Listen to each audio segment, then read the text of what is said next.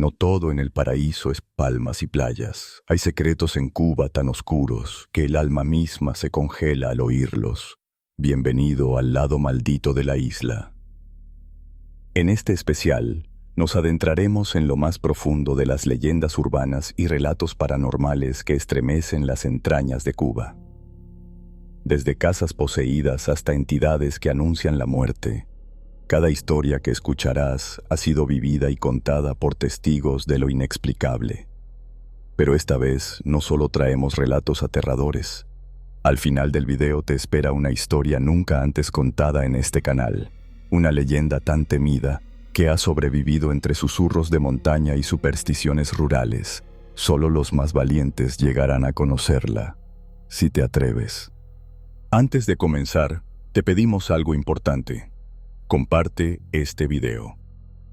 Ayúdanos a que estos ecos de la penumbra lleguen más lejos, que el miedo se propague como niebla entre quienes aún no han escuchado estas voces del más allá.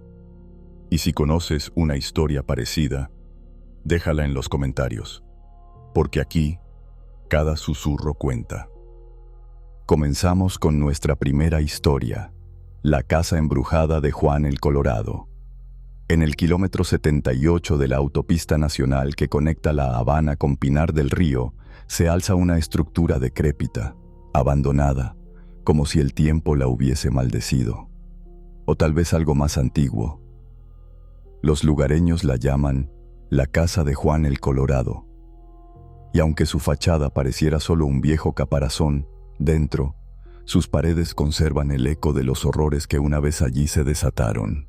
Todo comenzó con una tragedia, una pelea fatal entre dos hermanos, Juan y su propio sangre, terminó con ambos muertos. Nadie sabe con exactitud cómo ocurrió. Se dice que la disputa fue tan violenta que los gritos aún pueden oírse en las madrugadas cuando la niebla se arrastra entre la maleza. Los cuerpos fueron hallados sin vida al amanecer, y desde entonces la casa quedó manchada. Años después, un sobrino de Juan intentó habitarla, pero las noches se convirtieron en un desfile de terrores. Calderos estrellándose solos contra el piso, cuchillos que desaparecían y aparecían clavados en las paredes, susurros, como si alguien hablara justo al oído. La oscuridad allí no era normal, era pesada, viva. La historia más escalofriante la vivió la familia Gómez. Cuando llegaron a la casa, lo vieron como un sueño, una vivienda propia. Pero ese sueño se transformó en una pesadilla más rápido de lo que imaginaban. Una noche, mientras cenaban, la hija pequeña, apenas 7 años, soltó un grito que desgarró la quietud. Con los ojos en blanco y la boca temblando, señaló la puerta. Esta se abrió sola, con un golpe violento, como empujada por una fuerza invisible. ¿Qué viste?, preguntaron los padres aterrados. 2 hombres, cubiertos de sangre, me miraban, estaban sonriendo, murmuró la niña. Desde entonces, nadie ha logrado permanecer más de una semana en esa casa. Algunos intentaron grabar fenómenos, pero sus equipos se fundían al cruzar el umbral. Otros terminaron internados por ataques de pánico.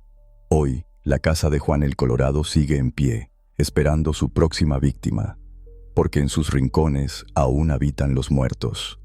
En nuestra siguiente historia, el terror no habita una vieja casa ni un cementerio abandonado. Esta vez, se manifiesta entre pupitres, camas de litera y la inocencia dormida de adolescentes. Un lugar donde el conocimiento se mezcla con lo inexplicable. Ocurrió en el año 1983, en una escuela preuniversitaria rural en Cuba. Como era costumbre, los estudiantes vivían allí de lunes a viernes, regresando a sus casas solo los fines de semana.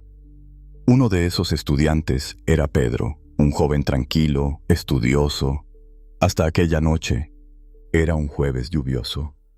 Las gotas golpeaban los ventanales del tercer piso como uñas queriendo entrar. El silencio lo envolvía todo. De pronto, un escalofrío helado lo despertó.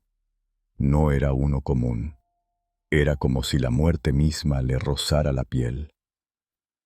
Pedro, aún confundido, miró hacia la ventana, y allí, en medio de la lluvia y la penumbra, una figura lo observaba. Era imposible, estaban en un tercer piso sin acceso, pero esos ojos brillaban con rabia. Quiso gritar, pero el miedo le devoró la voz. Se cubrió con la sábana, temblando. Cuando por fin abrió los ojos al amanecer, creyendo que todo fue un mal sueño, lo peor apenas comenzaba. Al pie de su cama, una figura empapada y sangrienta lo miraba fijamente. Un anciano harapiento, con el rostro desencajado por la furia, se inclinó hacia él y pronunció: «Lucía Rodríguez García va a morir».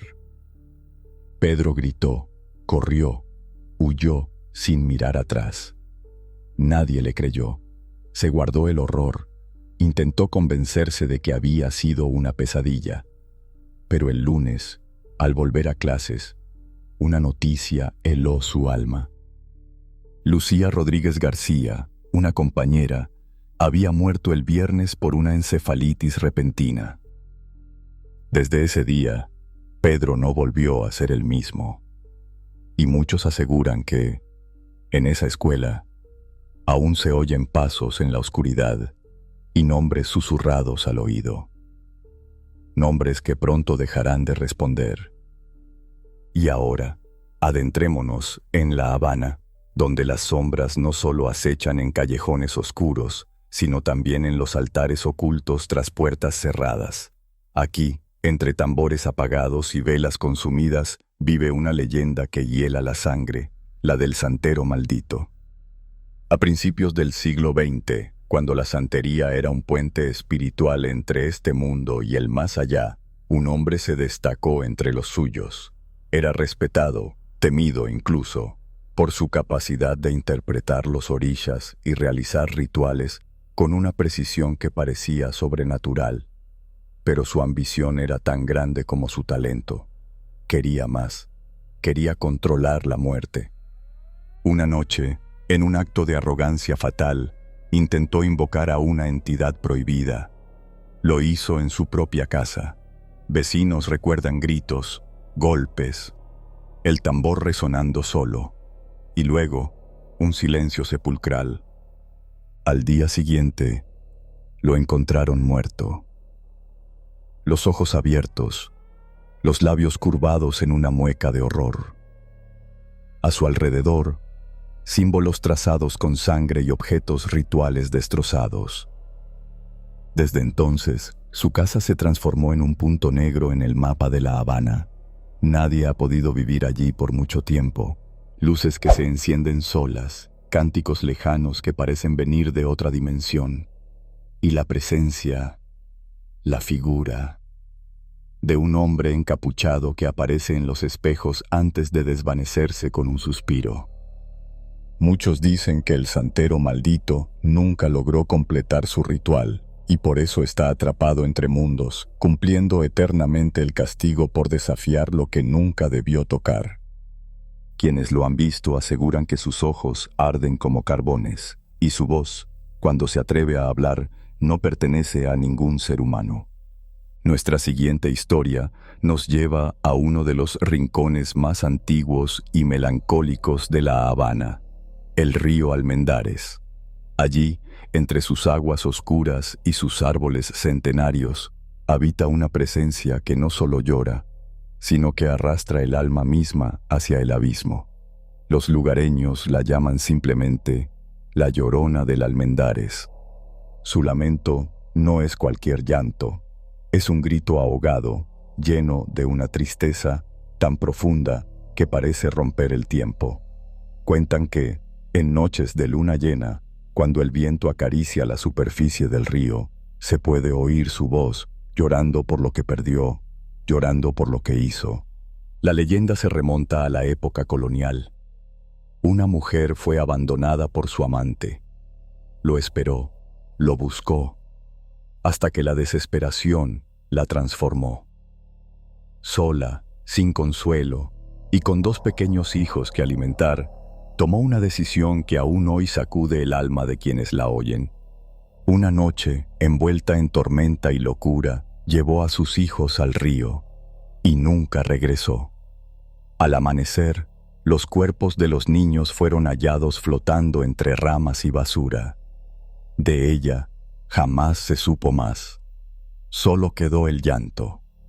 Desde entonces, quien se atreve a cruzar el Almendares en la madrugada, corre el riesgo de escuchar ese lamento.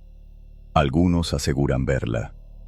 Una figura femenina vestida de blanco, con el rostro cubierto por un velo, caminando a la orilla del agua. Otros dicen que no se le ve, pero el aire se enfría de golpe, un olor a flores marchitas llena los pulmones, y se escucha un sollozo tan real que corta el aliento. Y hay quienes juran que, si te acercas demasiado, sentirás una mano fría tomar la tuya, como si te pidiera que la acompañes, de regreso al agua. Y ahora, caminamos por las calles empedradas de La Habana Vieja, donde las farolas apenas logran romper la oscuridad, y el eco de los pasos no siempre pertenece a los vivos. En los rincones más silenciosos, hay quien ha visto una sombra recorrer los callejones, arrastrando cadenas, con la cabeza ausente, pero con una presencia tan poderosa que paraliza hasta al más valiente. Esta es la leyenda del hombre sin cabeza. Su historia nace en el corazón sangriento de la época colonial, cuando la justicia era impartida en plazas públicas y las cabezas rodaban como advertencia. Este hombre, dicen, fue acusado de traición, espiaba para piratas, pasaba secretos a quienes acechaban los puertos cubanos. Cuando fue capturado, no pidió clemencia, solo lanzó una maldición a los verdugos. Ninguno de ustedes dormirá en paz. Yo regresaré, sin rostro, pero con memoria. Fue decapitado al amanecer, pero lo aterrador comenzó después. No pasó mucho tiempo antes de que los guardias que lo ejecutaron comenzaran a morir en circunstancias extrañas. Uno cayó por las escaleras, otro desapareció en plena patrulla nocturna. A uno lo encontraron con la cara congelada en una mueca de terror. Todos, antes de morir, aseguraron haberlo visto, un hombre sin cabeza, vestido con ropas coloniales, arrastrando cadenas por los pasadizos más oscuros de la ciudad.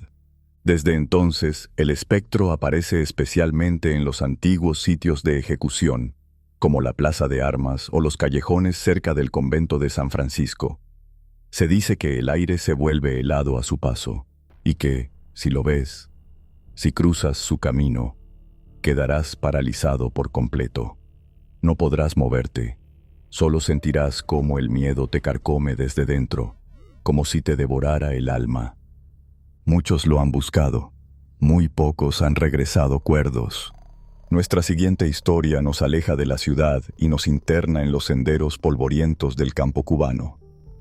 Allí donde la luz es escasa, y la superstición crece como las raíces del monte. En esas tierras olvidadas, se escucha hablar de una presencia pequeña, pero de hambre insaciable. Lo llaman el niño del diente largo. Dicen que todo comenzó durante una tormenta.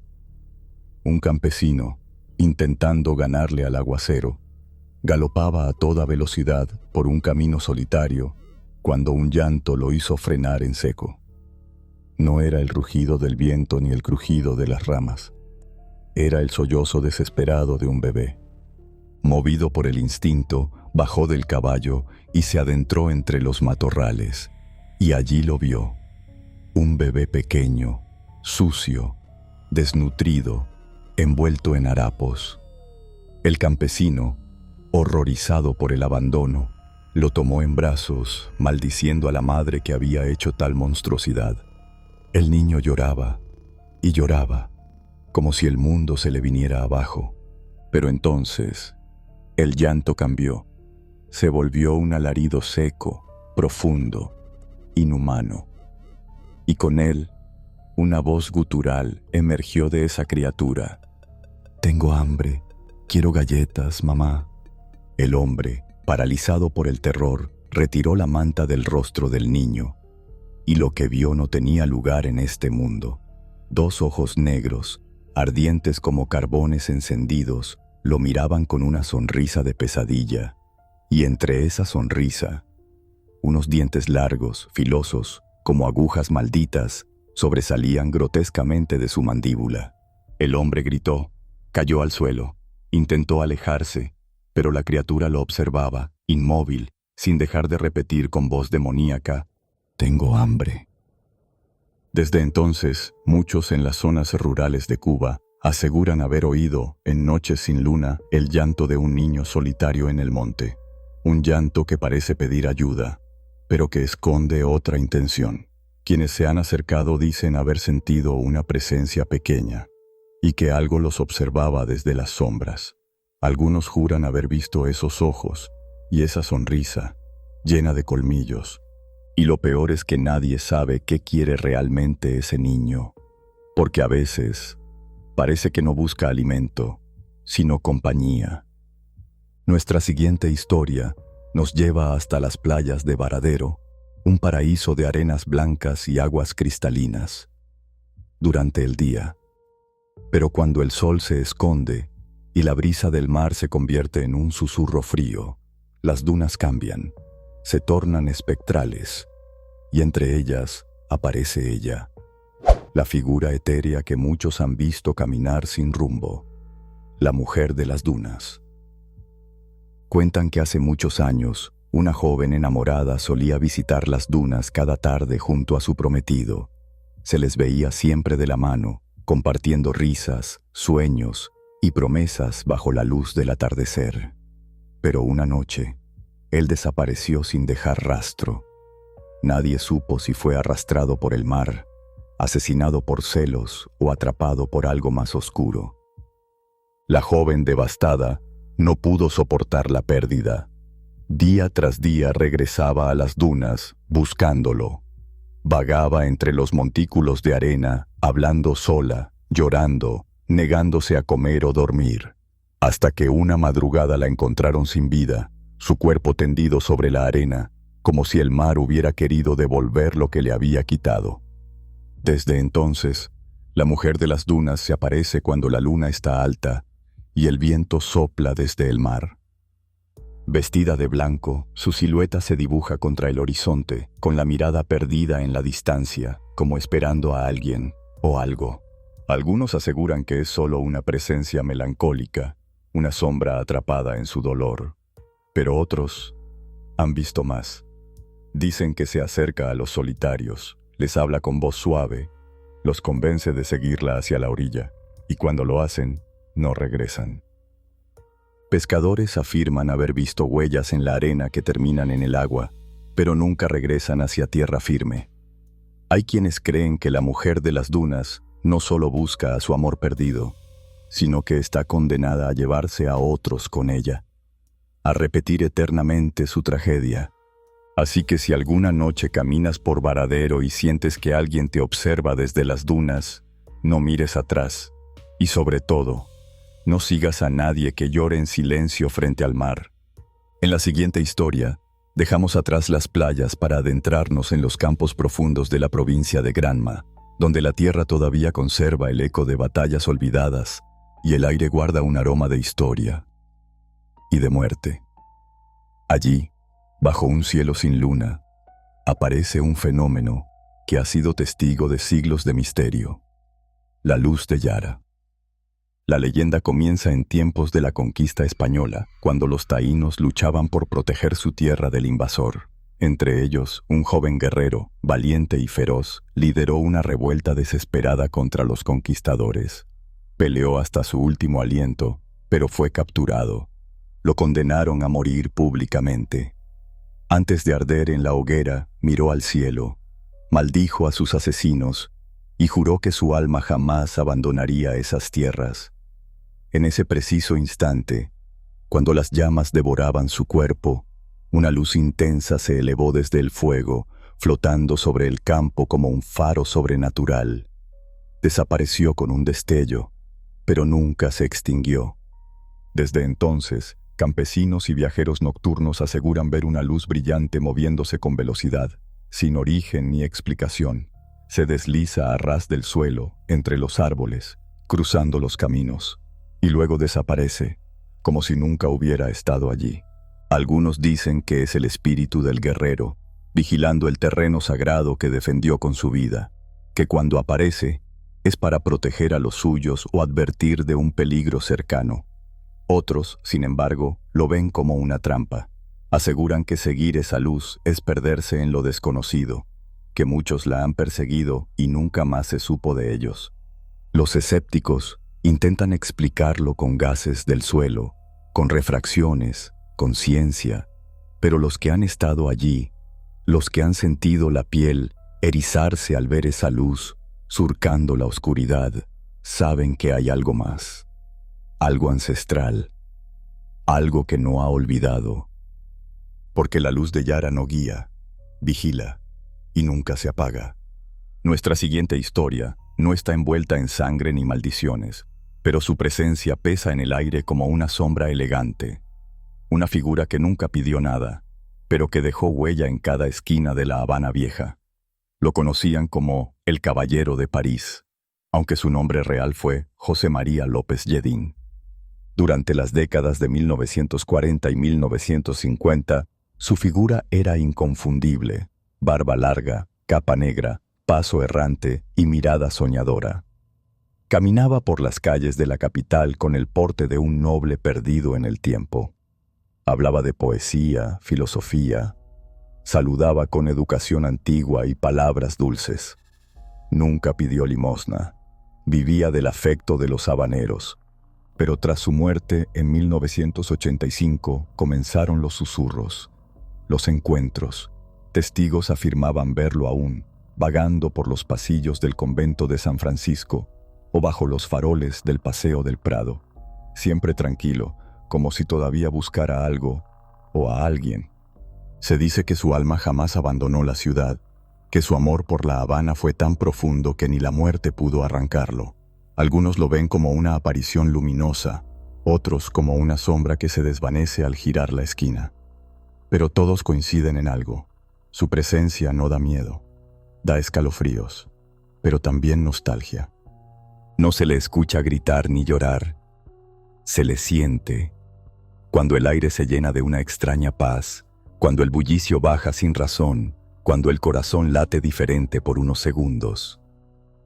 El Caballero de París no busca venganza ni justicia, solo camina, acompaña, observa, como un espíritu que se rehúsa a decir adiós, y así, entre historias de horror y muerte, él permanece como un eco melancólico, recordándonos que a veces lo más inquietante no es lo que aterra, sino lo que se niega a desaparecer. Nuestra siguiente historia se alza en el mismo corazón de La Habana, majestuosa e imponente, pero también viva, como si dentro de su corteza algo se agitara. La ceiba del templete no es un simple árbol, es un símbolo, un portal, un centinela entre mundos. Los esclavizados traídos desde África la consideraban sagrada. Los colonos católicos la rodeaban de ritos, y los espiritistas la visitan aún hoy con temor reverente. Porque esta ceiba, dicen, responde, no con palabras, sino con visiones, sueños y castigos. Existe una costumbre ancestral: dar 3 vueltas a su alrededor en sentido horario, en silencio, y con una petición en el corazón. Si la ceiba te acepta, puede concederte un deseo, pero si no la respetas, si le arrancas hojas, si cortas su corteza, si burlas su poder, el precio puede ser tu cordura, tu salud o incluso tu alma. Hay testimonios documentados de personas que enfermaron de forma repentina tras intentar dañarla. Otros aseguran haber visto figuras oscuras rodeando el árbol por las noches, murmurando lenguas que no pertenecen a este mundo. Algunos sienten una fuerza que los empuja, que los aleja si se acercan con malas intenciones. Los vecinos cuentan que, en las madrugadas más calladas, se escuchan susurros, voces que parecen venir del interior del tronco, como si los espíritus allí atrapados conversaran en secreto. Hay quienes afirman sentir una energía tan intensa, tan abrumadora al tocar su corteza, que deben retroceder temblando. La ceiba del templete no es un adorno de ciudad, es un ser viviente, un guardián, un castigo para los arrogantes y una bendición para los que creen. Así que si alguna vez te paras frente a ella, hazlo con respeto, no hables, no toques, solo pide. Y luego, espera. Nuestra siguiente historia no comienza con gritos, sino con amor. Pero es un amor que no encontró su final en la vida, sino en la muerte. Amelia Goiri fue una joven habanera que, a finales del siglo XIX, encontró la tragedia justo en el momento más sagrado, el parto. Ella y su bebé murieron juntos, o eso se creyó. Su esposo, devastado, comenzó a visitar la tumba todos los días. Siempre llevaba flores y golpeaba suavemente la lápida, como si la llamara. Ese gesto de amor se volvió rutina, devoción, ritual. Décadas después, cuando exhumaron su cuerpo por razones administrativas, descubrieron algo imposible. El cadáver de Amelia estaba intacto, y lo más inquietante, el cuerpo del bebé, que había sido enterrado a sus pies, ahora descansaba en sus brazos. ¿Cómo se había movido? ¿Quién lo había colocado allí? ¿Fue un milagro o una advertencia de que Amelia jamás abandonó a su hijo? Desde ese día, la tumba se convirtió en lugar de peregrinación. La gente acude para pedir favores, protección, milagros. Dejan flores, monedas, cartas, juguetes. Algunas madres llevan a sus hijos enfermos. Parejas infértiles piden ser bendecidas. Todos creen que Amelia escucha, y muchos aseguran haber recibido lo que pidieron. Se dice que si tocas su tumba con el corazón puro, sentirás una paz inexplicable. Pero si mientes, si te burlas, la lápida se vuelve fría como el mármol recién cincelado y algo en tu interior se retuerce, como si te hubieran mirado desde el otro lado. La Milagrosa no es solo un símbolo de fe, es un nexo entre el amor humano y el poder sobrenatural. Y su tumba jamás está sola, porque siempre hay alguien que espera, o que ruega, o que aún la escucha llorar. Nuestra siguiente historia se oculta entre las piedras antiguas del imponente castillo de San Pedro de la Roca, también conocido como el Morro de Santiago. Desde sus murallas se defendía la ciudad de ataques piratas, pero hay un eco que aún retumba allí, un estruendo que no necesita pólvora para aterrorizar. Cuentan que durante la época colonial, un comandante obsesionado con la defensa de la fortaleza vivía solo para su misión. Era estricto, autoritario, y tenía una fe ciega en que mientras el cañón más poderoso del castillo estuviera operativo, el enemigo jamás tomaría la ciudad. Pero el destino le jugaría una traición. Durante un ataque crucial, con los piratas ya desembarcando, el cañón falló. No disparó. El comandante, enloquecido por la humillación, se arrojó desde la muralla, jurando proteger el castillo más allá de la muerte. Desde entonces, marineros, guardias y visitantes afirman escuchar, en noches de tormenta, disparos que resuenan desde lo más profundo del fuerte. Un estruendo sordo metálico, como si un alma aún tirara del gatillo, esperando en vano a que su sacrificio no haya sido en vano. Otros dicen haber visto la figura de un hombre con uniforme antiguo, caminando entre las murallas, revisando el cañón, ajustando los engranajes, como si aún estuviera en guardia. El olor a pólvora vieja a menudo invade el aire, sin razón, sin disparo.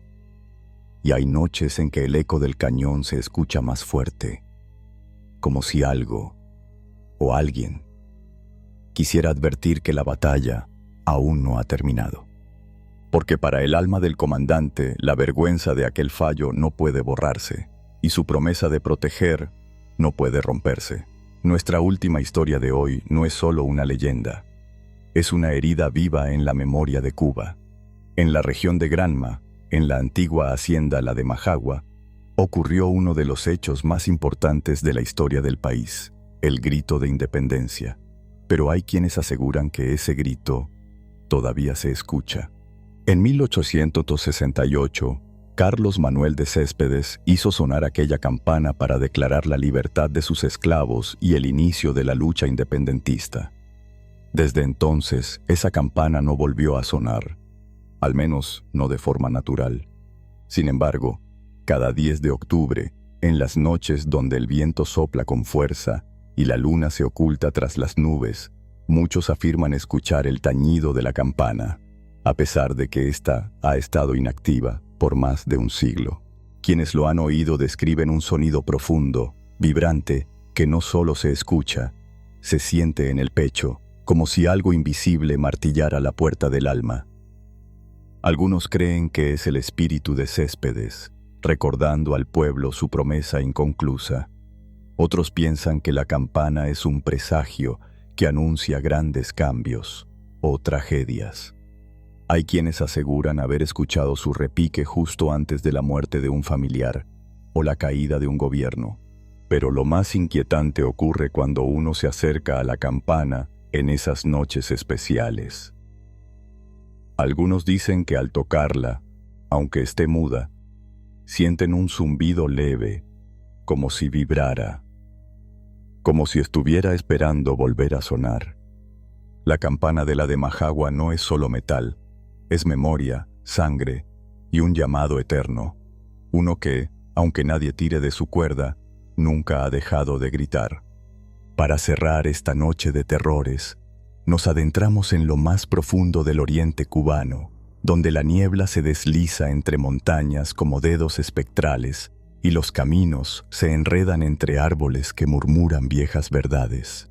Allí, entre la oscuridad y el mito, vive una figura que muchos niegan, pero nadie se atreve a provocar. Su nombre es el Cagüeiro. Dicen que no hay criatura igual. El Cagüeiro no solo cambia de forma, es la metamorfosis misma. Puede volverse animal, sombra, árbol, piedra, hasta aire. Es escurridizo, inteligente, y tiene un poder que lo separa de los mortales, el de ocultarse en lo invisible. No todos los cagüeiros son iguales. Algunos, como Juan Pérez, usaban su don para el bien. Era un jornalero humilde, callado. Cuando el hambre azotaba las aldeas, se internaba solo en el monte, daba la vuelta a su camisa, colgaba sus zapatos y desaparecía.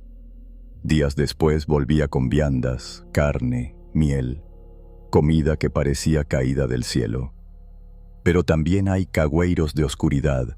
En un pequeño barrio rural, uno se convirtió en una pesadilla viva. Robaba gallinas, cerdos, frutas, como una sombra que burlaba trampas, puertas y vigilantes. Nadie lo veía, pero todos sabían que estaba ahí. Una noche, los vecinos tendieron una emboscada. Cuando la figura apareció bajo la luz de la luna, gritaban: «Ahí está», y ante sus ojos se transformó en un puerco jíbaro, ágil, rápido, imparable. Pero uno de los hombres, el más viejo, disparó con sal. El animal chilló, herido en la pata delantera derecha, y huyó entre los arbustos. Al amanecer, sabían lo que debían buscar, y en una casa apartada hallaron a un hombre de rostro sombrío, con el brazo vendado y el olor a sal en el aire. No dijo nada, solo sonrió y susurró: «Me atraparon, pero no por mucho tiempo». ¿Quién era? ¿Un simple ladrón? ¿Un hombre con poderes ancestrales? Nunca se supo. Pero desde entonces, nadie camina tranquilo por esas montañas, porque se dice que en cada rincón puede esconderse un nuevo cagüeiro, esperando transformarse y desaparecer en la bruma. Hemos recorrido los rincones más oscuros de la isla, casas donde habitan espectros, ríos que aún lloran tragedias, figuras que caminan entre la bruma y árboles que murmuran advertencias. Cada leyenda no solo cuenta una historia, te deja marcado, porque en Cuba el pasado no muere, solo cambia de forma. Y si llegaste hasta aquí, es porque tu alma aún resiste. Pero cuidado, no bajes la guardia todavía. Te dejo aquí un video recomendado que lleva el terror a otro nivel. El Minotauro. La historia de que cada 3 años, 8 jóvenes desaparecen para ser sacrificados por un ser bestial. Una narración brutal, escalofriante, basada en una mezcla de mito y horror ancestral que no te dejará dormir. Haz clic, sumérgete en lo desconocido y recuerda, a veces el miedo no está en lo que vemos, sino en lo que camina detrás de nosotros cuando creemos estar solos. Pánico, silencio, terror.